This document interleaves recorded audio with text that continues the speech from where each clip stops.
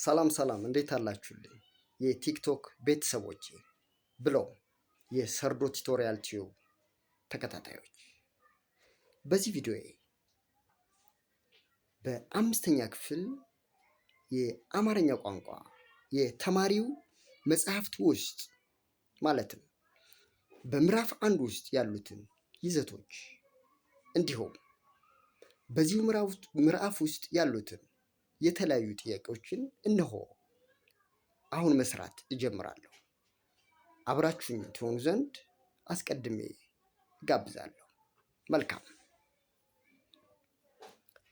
እንግዲህ ከላይ እንደገለጽኩላችሁ ወይንም ከዚህ በፊት እንዳልኳችሁ ከአንደኛ ክፍል እስከ 10ኛ ክፍል ባሉ የአማርኛ ቋንቋ የተማሪው መጽሐፍት ውስጥ ያሉ ይዘቶችና ጥያቄዎችን መስራት ጀምሬያለሁ። በዚህ ቪዲዮ ደግሞ በአምስተኛ ክፍል የአማርኛ ቋንቋ የተማሪው መጽሐፍት ውስጥ ያሉ የመጀመሪያው ምዕራፍ ውስጥ የተካተቱ ጥያቄዎችን ነው መስራት የሚጀምረው። እንግዲህ ምዕራፍ 1 የሚጀምረው ለዚህ ነው፣ ጓደኝነት ብሎ ነው። መጽሐፋችሁ ላይ ሄዳችሁ ቼክ ማድረግ ትችላላችሁ ወይም ማረጋገጥ ትችላላችሁ። ስለዚህ በዚህ ውስጥ ክፍል 1 ስለ ማዳመጥና መናገር የሚገልጸው አለ። እነዚህ ማዳመጥና መናገር የቋንቋ ኪሎች ናቸው። በመሰረቱ 4 የቋንቋ ኪሎች አሉ። እነሱም ማዳመጥ፣ መናገር፣ መጻፍና ማንበብ የምንላቸው ናቸው። ስለዚህ ማዳመጥና ማንበብ መልእክት መቀበያ ኪሎች ስንላቸው፣ መናገርና መጻፍ ደግሞ መልእክት ወደ ሌላ አካል ማስተላለፊያ ኪሎች ይባላሉ ማለት ነው። ስለዚህ ባጭሩ እነዚህ 4ቱ ኪላት ወይም ኪሎች በውስጣቸው 3 ደረጃዎች አሉት እያንዳንዳቸው ማለት ነው። ለምሳሌ ማዳመጥን ስንመለከት ቅድመ ማዳመጥ፣ የማዳመጥ ጊዜና ድረ ማዳመጥ፣ በእንግሊዝኛ ፕሪ ሊስኒንግ፣ ዋይል ሊስኒንግ እና ፖስት ሊስኒንግ የምንለው ማለት ነው። ልክ እንደነዚህ አይነት አሉት። መናገርም እንደዚሁ ቅድመ መናገር፣ የመናገር ጊዜና ድረ መናገር የሚባሉ ክፍሎች እንዳሉት ማወቅ ይጠበቅብናል። ስለዚህ በቅድመ ማዳመጥ ጊዜ እንግዲህ ተማሪዎች ወይንም አድማጮቹ የቀደመ እውቀታቸውን ይቀሰቅሳሉ። የተለያዩ ስዕሎችን በማየት ስለሚያዳምጡት ነገር ግምት እንዲያስቀምጡ ይደረጋል። ለምሳሌ አሁን እዚህ ጋር ስንመለከት 2 ፈረሶች ወይንም በቅሎዎች አሉ። እነሱ ላይ የተቀመጡ አርበኛ የሚመስሉ ሰዎች አሉ። ስለዚህ የሚያዳምጡት ነገር ምን ነገር ሊሆን እንደሚችል ግምት የሚያስቀምጡበት ያ ምን ይባላል? ቅድመ ማዳመጥ ይባላል ማለት ነው፣ ወይም ፕሪ ሊስኒንግ እንለዋለን። ስለዚህ ስዕሎችን፣ የተለያዩ ቻርቶችን በማየት ስለሚደመጠው ነገር ግምት ማስቀመጥ ይቻላል። እንግዲህ እዚህ ጋር የቀረቡ ቃላት አሉ። ለእነሱ ቃላት ትርጉም ወይም ፍች ስጡ ነው። እስኪ የሚከተሉት ቃላት ያላቸውን ፍች ለመምህራችሁ በቃል ተናገሩ ይላል። እንግዲህ የቅድመ ማዳመጥ ተግባር ነው። እዚህ ጋር ሰረገላ ምን ማለት ነው የሚለው። ሰረገላ ማለት ምንድን ነው? የክብር መጓጓዣ የሆነ ማለት ነው። በፈረስ ላይ የሚጫን ልክ እንደ ጋሪ አይነት ነገር ግን በብዙ አልባሳት ያጌጠ የክብር መጓጓዣ እሱ ምን ይባላል? ሰረገላ እንላለን ማለት ነው። እልፍኝ ይላል። እልፍኝ ምን ማለት ነው? እልፍኝ ማለት አንድ ቤት፣ ዋና ቤት ይኖራል። ከሱ ከዋናው ቤት በጀርባ ያለች ትንሽዬ ወይም ትንሽ ቤት እሱ ምን ይባላል? እልፍኝ ይባላል። በዚህ መልኩ አደጋ ጣዮች፣ አጀብ፣ ፈረስ ጉግስ፣ ግዳይ የሚሉትን እነሱን በራሳችሁ መስራት ትችላላችሁ። እሺ አሁን ቀጥታ ወደ ሌሎች ጥያቄዎችን ወደ መስራት አመራለሁ። እዚህ ጋር ምንባብ ጓደኛ የሚል አለ። እሱን ምንባብ ስለተቀመጠላችሁ መጽሐፋችሁ ላይ እሱን በራሳችሁ እንድታነቡ አበረታታችኋለሁ። ምክንያቱም የምንባብ ጥያቄዎችን መስራት በጣም መሰረታዊ ስለሆነ እዚህ ጋርም የቀረቡላችሁ የድረ ምንባብ ወይም የአንብቦ መረዳት ጥያቄዎች አሉ። እነሱን ትሰሩ ዘንድ አበረታታችኋለሁ። አሁን ቀጥታ ለመስራት ወደሚመቹ ጥያቄዎች እንሄዳለን።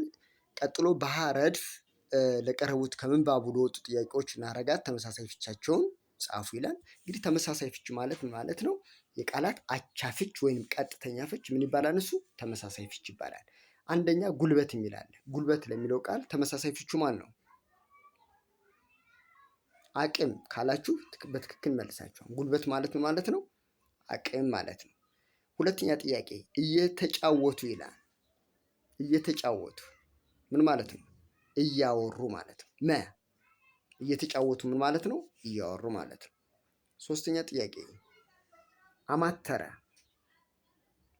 አማተረ ምን ማለት ነው? ተመለከተ ወይንም ቀኝና ግራውን ቃኘ ማለት ነው።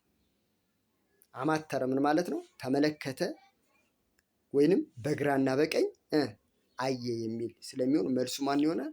ሀሌታ ውሃ የሚለው ይሆናል። እሺ ብልጭ አለበት ይላል። ብልጭ አለበት ምን ማለት ነው? እከሌ ብልጭ አለበት ብንም ምን ማለት ነው? ተናደደ ማለት ነው። ብልጭ አለበት ማለት ምን ማለት ነው? ተናደደ ማለት ነው። ኦኬ ቡጢ ይላል። አምስተኛው ቡጢ ማለት ምን ማለት ነው? ያ ጡጫ። ልጁ እከሌን በቡጢ መታ ወይም ነረተው ብን ምን ማለት ነው? በጡጫ ስ በጡጫ መታው ማለት ነው። እሺ ባልንጀርነት ይላል። ባልንጀርነት ምን ማለት ነው? ወዳጅነት፣ ጓደኝነት ማለት ነው። ባልንጀርነት ምን ማለት ነው? ወዳጅነት፣ ጓደኝነት የሚል ፍች ይሰጠናል። ኦኬ አሁን ደግሞ እዚህ ጋር በቅንፍ ውስጥ ቃላት ተሰጥተውናል። እነዚህን ቃላት ተቃራኒ ፍቻቸውን እንድናስቀምጥ ነው የታዘዝነው። ለቀረቡት በቅንፍ ውስጥ ለቀረቡት ቃላት ምን አይነት ማለት ነው? ተቃራኒ ወይንም አንቶኒምስ አፍራሽ ፍቻቸውን እንድናስቀምጥ ነው። እሺ ወዳጅ ተሰጥቶናል። እዚህ ጋር መጥፎ ሰው የጓደኛ ወዳጅ፣ የወዳጅ ተቃራኒ ምንድን ነው? ጠላት። ስለዚህ ወዳጅ ለሚለው ተቃራኒ ፍች ምንድን ነው? ጠላት የሚለው ይሆናል። ስለሆነ ሁልጊዜ የሚመኘውን በጓደኛው ላይ ዳሽ በጎ ይላል። የበጎ ተቃራኒው ምንድን ነው? የበጎ ተቃራኒው መጥፎ የሚል ይሆናል ማለት ነው። መጥፎ ካላችሁ በትክክል መልሳችኋል። ማድረግ ነው። ከዚህ በላይ ጓደኛው ሲሳሳት ዳሽ ለይቅርታ ይላል። ለይቅርታ ለይቅርታ የሚለው ተቃራኒ ፍች ምንድን ነው? ለቂም። ይቅርታ ለይቅርታ ለሚለው ቃል ተቃራኒው ምን ይሆናል? እከሌ ይቅር አለው ብንል ምን ማለት ነው?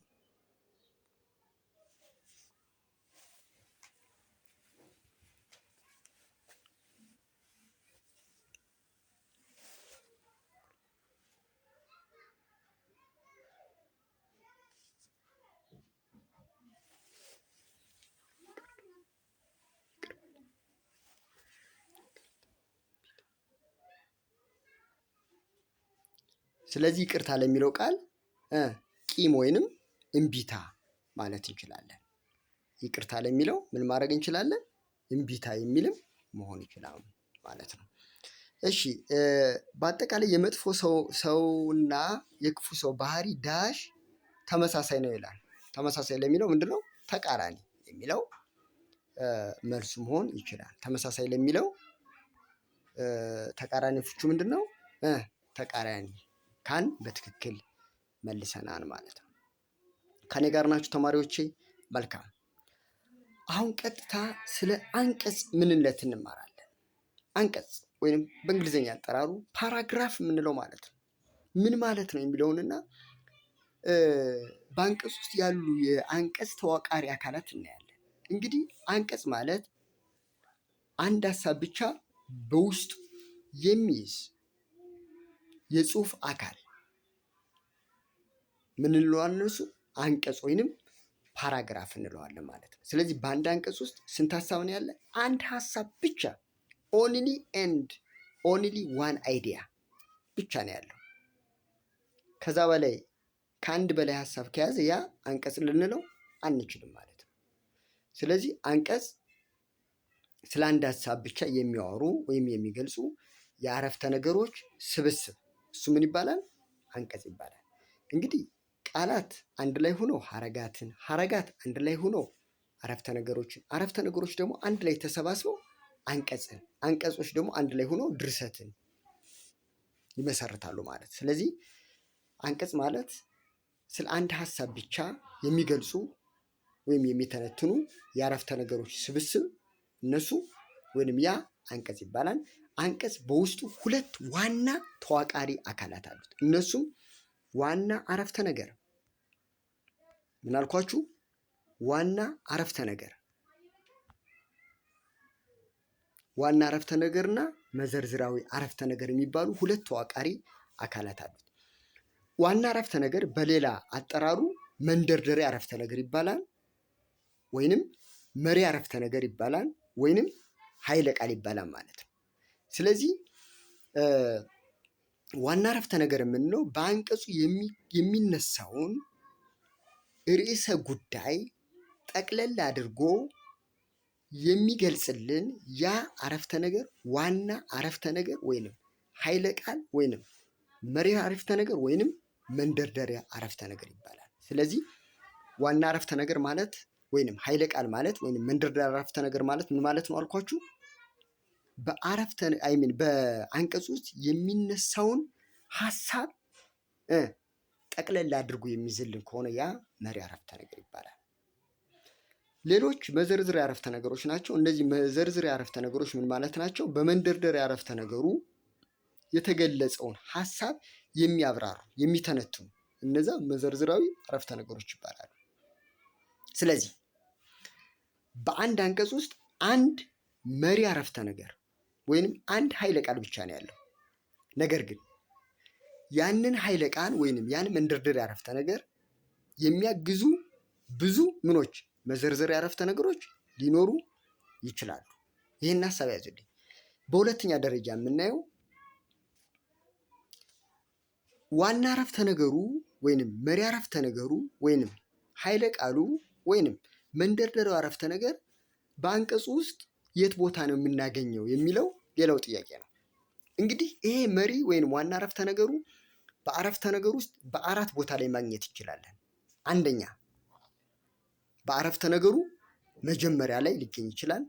ሁለተኛ ይሄ መሪ አረፍተ ነገር በአንቀጹ መጀመሪያ ላይ ሊገኝ ይችላል፣ ወይንም በአንቀጹ መጨረሻ ላይ ሊገኝ ይችላል፣ ወይንም በአንቀጹ መጀመሪያና መጨረሻ ላይ ሊገኝ ይችላል፣ ወይንም በአንቀጹ መካከል ላይ ሊገኝ ይችላል። በመሆኑ መሪ አረፍተ ነገሩ በአንቀጹ ውስጥ ከሚገኝበት ቦታ ተነስተን የአንቀጽ ቅርጾች በአራት ይከፈላሉ። ማለት ምን ማለት ነው? መሪ አረፍተ ነገሩ በአንቀጹ መጀመሪያ ላይ የሚመጣ ከሆነ የአንቀጹ ቅርጽ እንደዚህ አይነት ይሆናል ማለት ነው። ይሄ መሪ አረፍተ ነገሩ ነው ወይም ዋና አረፍተ ነገሩ ነው። ይሄ ደግሞ ምንድን ነው? መዘርዝር አረፍተ ነገሩ ነው። ከመሪ አረፍተ ነገሩ ይጀምርና ምን እያደረገ ይሄዳል? እየሰፋ እየሰፋ እየሰፋ እየሰፋ እየሰፋ እየሰፋ ልክ በእንደዚህ አይነት መልኩ ይሄዳል ማለት ነው። ስለዚህ ቅርጹ ልክ እንደዚህ አይነት የትራያንግል ቅርጽ የሚሰጥ ከሆነ መሪ አረፍተ ነገሩ የት ጋር ነው የሚገኘው? እዚህ ጋር ነው የጀመረው ማለት ነው። በአንቀጹ መጀመሪያ ላይ ነው ያለው ማለት ነው። እሺ መሪ አረፍተ ነገሩ በአንቀጹ መጨረሻ ላይ ሲሆን ደግሞ የአንቀጹ ቅርጽ ልክ እንደዚህ ይሆናል ማለት ነው። ከመዘርዝር አረፍተ ነገር ይጀምርና ምን ያደርጋል? እየጠበበ እየጠበበ ይሄድና እዚህ ጋር ምን ይሆናል? ኃይለ ቃሉ ይገኛል ማለት ነው። ስለዚህ ኃይለ ቃሉ በአንቀጹ ውስጥ መጨረሻ ላይ ሲገኝ የአንቀጹ ቅርጽ ምን ይሆናል? ልክ እንደዚህ አይነት ይሆናል ማለት ነው። ግልጽ ነው? መልካም። እሺ የአንቀጹ መሪ አረፍተ ነገር ወይም ኃይለ ቃል በአንቀጹ መካከል ላይ ሲገኝስ ምን ይመስላል የሚለውን እንየው። በአንቀጹ መካከል ላይ ሲጀምር ከመዘርዝር አረፍተ ነገር ይጀምርና ልክ እየጠበበ ይመጣል። አሁንም እዚህ ጋር እየጠበበ ይመጣል። ከዛ እንደገና ደግሞ ምን እያደረገ ይሄዳል? እየሰፋ ይሄዳል ማለት ነው። ስለዚህ እዚህ ጋር ምን አለ ማለት ነው? መሪ አረፍተ ነገሩ ወይንም የአንቀጹ ኃይለ ቃል መካከል ላይ ይገኛል ማለት ነው። ግልጽ ነው? መልካም። እሺ መሪ አረፍተ ነገሩ በአንቀጹ መጀመሪያና መጨረሻ ላይ ሲሆንስ ምን ይመስላል የሚል ነው ስናየው። ልክ እንደዚህ ይመጣል። እዚህ ጋር መሪ አረፍተ ነገሩ አለ እዚህ ጋር ማለት ነው። አሁን እንደገና ደግሞ ልክ እንደዚህ ያደርግና አሁን ደግሞ እየጠበበ ይሄዳል ማለት ነው። አሁን እዚህ ጋር ይቀመጣል ማለት ነው። ስለዚህ በአንቀጹ ውስጥ በስንት ቦታ ላይ እናገኘዋለን? በሁለት ቦታ ላይ ዋና አረፍተ ነገሩ ወይንም ኃይለ ቃሉ አንደኛ እዚህ ጋር መጀመሪያ ላይ ከዛስ መጨረሻ ላይ ማለት ነው። ስለዚህ በአጠቃላይ ኃይለ ቃሉ ወይንም መንደርደሪያ አረፍተ ነገር በአንቀጽ ውስጥ በስንት ቦታ ሊገኝ ይችላል? በአራት ቦታ ሊገኝ ይችላል። በምን? መጀመሪያ ላይ ከአንቀጹ መጀመሪያ ወይንም ከአንቀጹ መጨረሻ፣ ከአንቀጹ መካከል ላይ ወይንም ከአንቀጹ መጀመሪያ ላይ እና መጨረሻ ላይ መገኘት ይችላል ማለት ነው። መልካም እንግዲህ ተማሪዎች አሁን ደግሞ ገጽ 11 ላይ ደርሰናል። በመሰረቱ እየሰራን ያለነው በአምስተኛ ክፍል የአማርኛ ቋንቋ የተማሪው መጽሐፍት ውስጥ ማለትም በምዕራፍ 1 ላይ ያሉትን ይዘቶችና መልመጃዎች ነው። ከኔ ጋር አብራችሁ ይቆዩ። አሁን ደግሞ የምንመለከተው ስለ ተጽኦና የወል ስም ነው። የተጽኦ ስም በእንግሊዝኛ አጠራር ፕሮፐር ናውን የምንላቸው፣ የወል ስም በእንግሊዝኛ አጠራራቸው ኮመን ናውንስ የምንላቸው ማለት ስለነዚህ ምንነታቸውና ልዩነታቸውን እንመለከታለን። እንግዲህ የተጽኦ ስም ማለት ወይም ፕሮፐር ኔም ወይም ናውንስ የምንለው ማለት ነው ለአንድ ግለሰብ ለምን አልኳችሁ? ለአንድ ግለሰብ፣ ቦታ፣ ሀገር ወዘተ የግል ስያሜ መጠሪያ የሆነ ቃል እሱ ምን ይባላል? የተጽኦ ስም ይባላል። ለምሳሌ ኢትዮጵያ ብንል፣ ጅማ ብንል፣ አባይ፣ ጣና፣ ራስ ዳሽን፣ ዳንኤል፣ ሐዋ፣ ከማል ልክ እንደነዚህ አይነት ነገሮች ለአንድ ቦታ ማለት ነው። ደብረ ማርቆስ፣ ሐዋሳ፣ ደባርቅ ግልጽ ነው። ለአንድ ለታወቀ ስም መጠሪያ ከሆነ ያ ስም ምን እንለዋለን? እሱን የተጽኦ ስም ወይንም በእንግሊዘኛ አጠራሩ ፕሮፐር ናውን እንለዋለን ማለት ነው።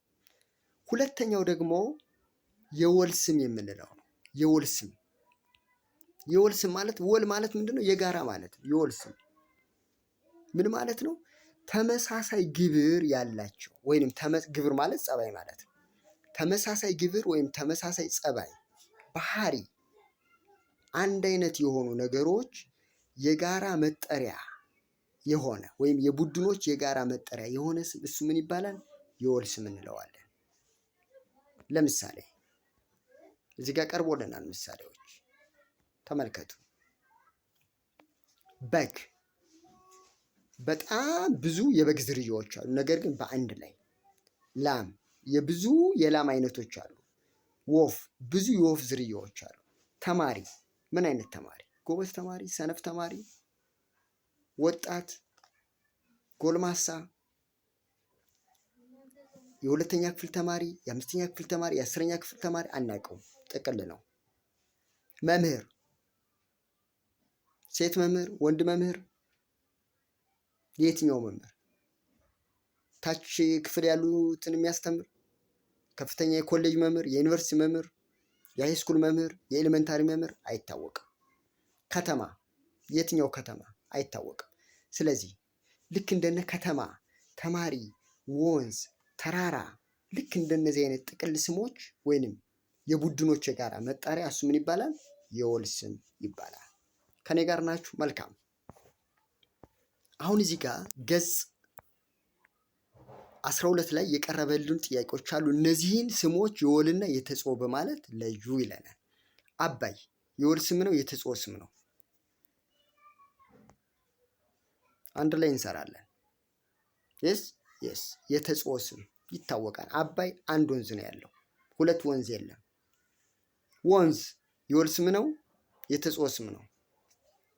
የወል ስም። የትኛው ወንዝ ይታወቃል? አንድ ወንዝ ስንል ጥቅል ነው፣ በቃ የጋራ መጠሪያ ነው። ስለዚህ የወል ስም ነው። ቀበና የተጽኦ ስም ነው። ልክ እንደ አባይ አይነት አዲስ አበባ ውስጥ ያለ ምንድን ነው? የወንዝ ስም ነው።